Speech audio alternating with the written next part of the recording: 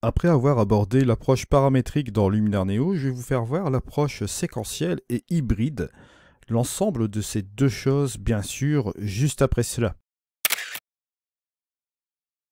Bonjour à toutes et à tous, j'espère que vous allez bien aujourd'hui. Alors, un gros topic encore qui fait suite à la vidéo que j'ai faite aussi dernièrement concernant Luminar Neo. Je vous avais fait voir comment fonctionne la relation entre forcément le fichier RAW, cette interprétation dont je vous ai parlé la dernière fois, avec une approche paramétrique, c'est-à-dire avec les différentes successions bien sûr de fonctionnalités qui fonctionnent par rapport à cette interprétation du fichier. Forcément, cette approche paramétrique fait partie de l'approche hybride du moteur de Luminar Neo. Et c'est très important aujourd'hui que je vous en parle parce que cette approche hybride apporte forcément l'avantage d'un éditeur paramétrique, mais aussi d'un éditeur séquentiel réuni en un seul moteur hybride qui est unique dans Luminar Neo. Je vais expliquer comment cela fonctionne bien sûr ici. Alors on va aller bien évidemment dans le développement RAW. Je vais tout simplement faire ma correction d'optique. Et là on va dégager un petit peu les ombres, voilà, juste comme ceci pour avoir un petit peu le détail de ce château. Et je vais baisser un petit peu mes hautes lumières. Niveau du point noir, bon, je vais appuyer sur ma touche J. Je vais faire un truc normal ici. On va regarder un peu ce qu'on peut faire avec cette photo-là. Voilà, je vais lui donner un premier jet. Voilà, juste comme cela. Je vais dégager encore un peu mes ombres. Allez, je vais pas trop faire de choses ici. Je vais garder une image RAW comme ceci. Voilà. Et on va fermer. Bon, voilà. Alors, ce qui se passe au premier abord, ce qu'on pourrait se dire, c'est que, bon, on est ici dans les outils. Vous avez l'onglet modification. Et je vous explique un petit peu le fonctionnement hybride ici de Luminar Neo pour bien que vous compreniez la chose. Alors bien évidemment, à chaque fois que vous allez employer un outil, ça va passer dans l'onglet modification. Sauf que, la première chose ici, on va reprendre depuis le point de départ.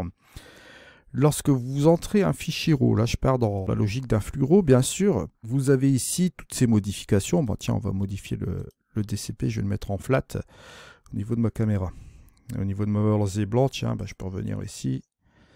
Et on va un peu réchauffer, ça va être plus sympa comme ça. Alors ici, ce qui se passe, ça reste toujours à l'initial. Sur cette chose-là, ça passe pas en mode modification. Alors, l'initial ici d'un vrai éditeur paramétrique dans un logiciel de post-production, parce qu'il faut bien comprendre l'ensemble, sinon vous allez être un petit peu largué, c'est que lorsque vous allez faire une modification sur un outil, ça va rester ici forcément. Lorsque vous allez modifier un autre outil, il va y avoir un set d'instructions qui va s'appliquer. Donc forcément, ça va rester aussi en permanence dans l'édition. Là, si vous vous souvenez très bien, dans Luminar AI, on avait aussi également tous ces outils avec l'interface où on pouvait interagir directement en temps réel, d'accord, mais on pouvait les utiliser qu'une fois. Alors, bien comprendre, ça va devenir un peu complexe ici dans l'explication que je vais vous donner, puisque là, on va rentrer aussi également dans du séquentiel, étape par étape. Vous allez me dire, ouais, mais tu as parlé de paramétrique, tu parles de séquentiel, de quoi tu parles, on ne comprend plus rien. C'est ça, c'est le truc ici, c'est l'importance que je vais vous donner ici. C'est très important aussi ce chapitre par rapport aussi au dernier, ça fait suite justement par rapport à cela. Et celui-ci va compléter l'ensemble et vous allez comprendre à la fin de ce chapitre comment fonctionne définitivement ici Luminar Neo dans son approche hybride et pourquoi il est assez exceptionnel à ce niveau-là. Alors là, je ferme mon développement RAW, je vais aller dans l'amélioration AI. Je vais booster ici mon accent, vous allez le voir ici. On va ramener encore quelque chose un petit peu en plus dans l'image. Je vais utiliser un petit peu d'embellisseur de ciel, regardez, avant, après. Je peux booster même encore un peu plus, voilà, juste comme ceci. Vous voyez comment ça améliore un peu l'ensemble. Je ferme, je réouvre, il n'est plus là. Il est là, mais il n'est plus là. C'est la chose qui est assez confuse aussi au départ quand vous utilisez ce logiciel-là, bien sûr.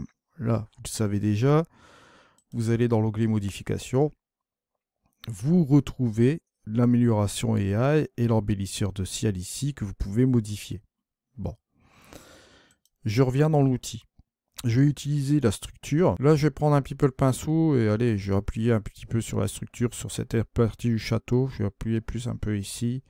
Puis on va prendre un petit peu cela, voilà, juste comme cela, pourquoi pas. Je vais faire ça assez rapidement. Voilà, je vais prendre cette partie-là du château où je vais appliquer un petit masque, juste pour l'exemple ici du tuto. Bon là, vous voyez que là, voilà, on applique cela, on est toujours sur l'outil, boum, on ferme, on ouvre, on ne voit pas l'édit forcément, ça passe directement dans la modification. Et c'est ça la différence.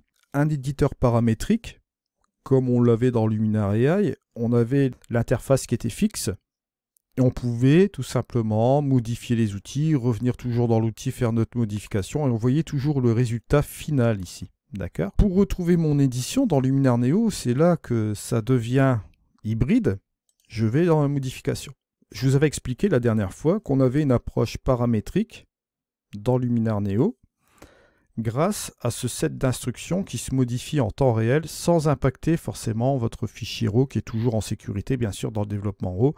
On lui donne une interprétation ici. À partir de cette interprétation-là, on peut faire toutes les modifications dans l'onglet Outils qui vient après dans l'onglet Modifications et vous voyez toutes ces choses-là. Maintenant, vous avez toujours un set d'instructions, mais bien sûr, l'avantage ici, c'est que bon, vous pouvez toujours modifier cette structure AI qu'on a appliquée bien sûr sur ce masque, mais vous pouvez revenir à une étape de l'édition, juste comme ceci, d'accord? Vous pouvez modifier ici votre photo, bien sûr, cette étape-là, mais vous ne voyez pas l'image finale. Pour voir l'image finale, il faut aller dans la structure AI.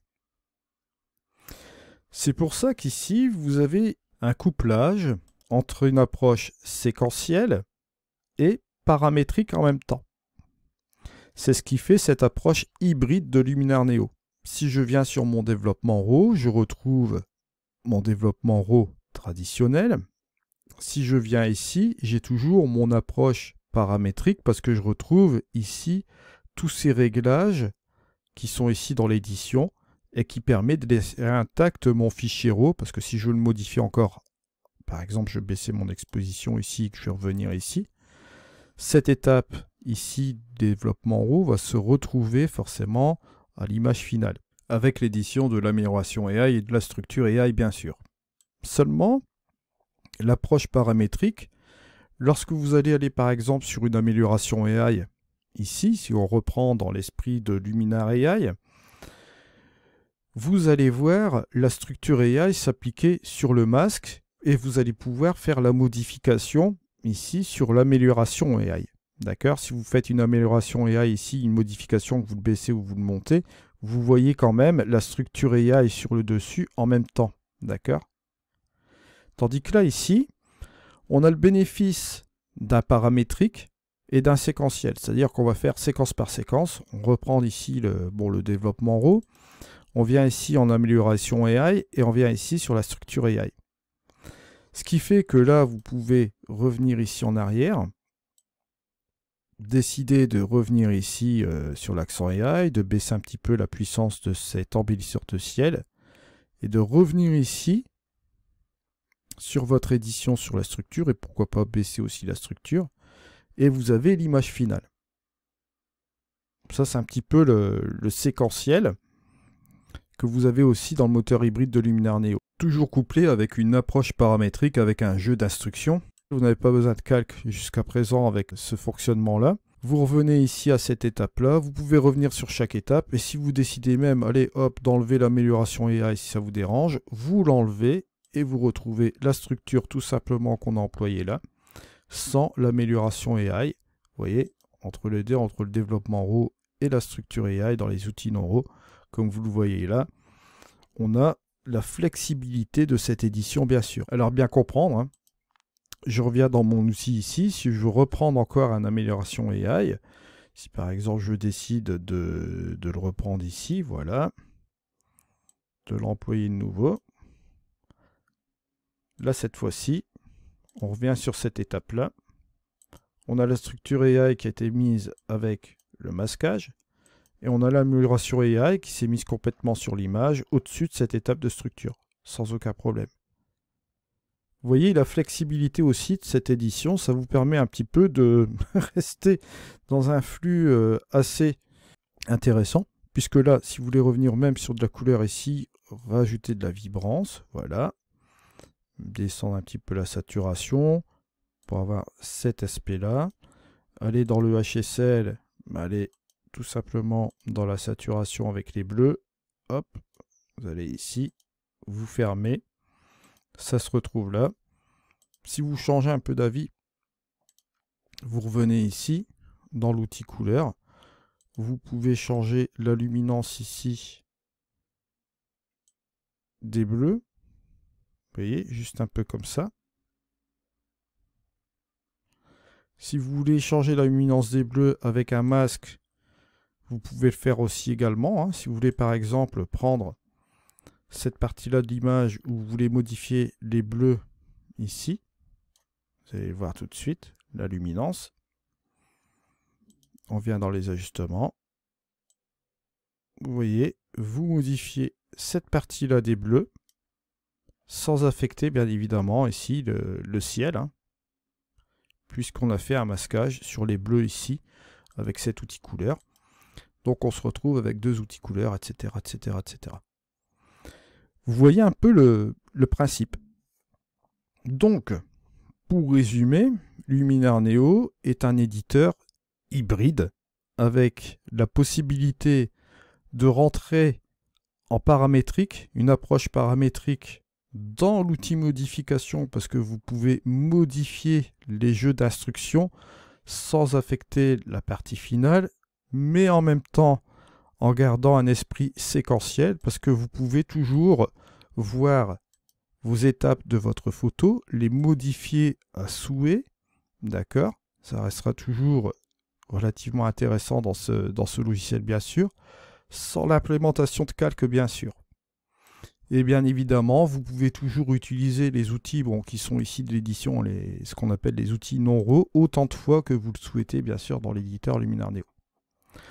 Alors bien évidemment, en plus de cela, si vous voulez parler des calques, on a la possibilité d'implémenter des calques dans Luminar Neo, d'accord? Ça c'est très très important aussi à préciser. On a la possibilité d'implémenter des couches RAW aussi également dans Luminar Neo. Donc vous voyez un petit peu la complexité de cette chose-là. Non seulement je reprends la base aujourd'hui avec les outils et l'onglet modification, d'accord?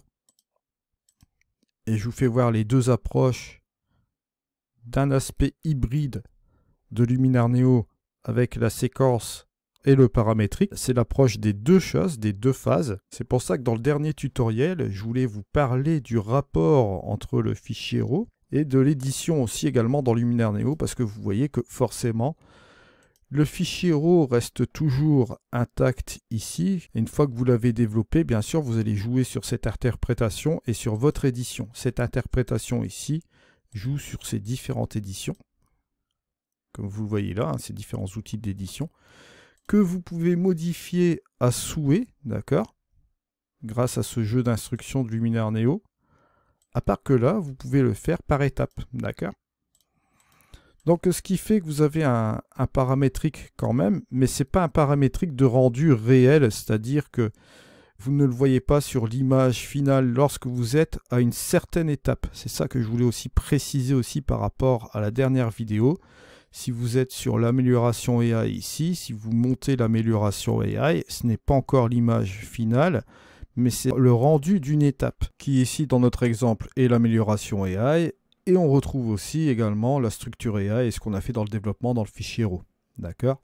C'est toutes les étapes en dessous à l'étape T, c'est-à-dire je suis sur l'amélioration AI, tout ce qui a été fait avant, je le vois aussi également, mais tout ce qui a été fait au-dessus, je ne le vois pas. Vous voulez voir l'image finale, le rendu, vous allez ici sur la dernière étape. D'accord? Si vous voulez revenir encore en arrière, vous voyez, juste comme ceci, vous allez sur les différentes séquences de l'étape. Vous pouvez revenir sur le fichier RAW. Si vous changez encore d'avis, vous vous dites, ah bah tiens, là, ça va trop, ici, c'était pas mal. Bon, là, je vois pas l'utilité d'avoir fait ça sur les deux outils couleurs. Ben, j'enlève ces deux outils couleurs sans aucun problème. Hein, voilà. On revient sur cette étape-là de l'image, on se dit, ah bah c'était pas mal comme ça. Bah, on revient ici dans les outils et on retravaille à partir de cette photo-là, bien sûr. Vous voyez un petit peu le fonctionnement et cette approche de ce moteur hybride dans Luminar Neo. Après, bien évidemment, il y a les systèmes de pré-réglage, toutes ces choses-là. On a beaucoup de matière encore à couvrir finalement sur ce logiciel. Je vous remercie en tout cas de m'avoir suivi. On se retrouve dans une prochaine vidéo. C'était Eddy. Allez, au revoir.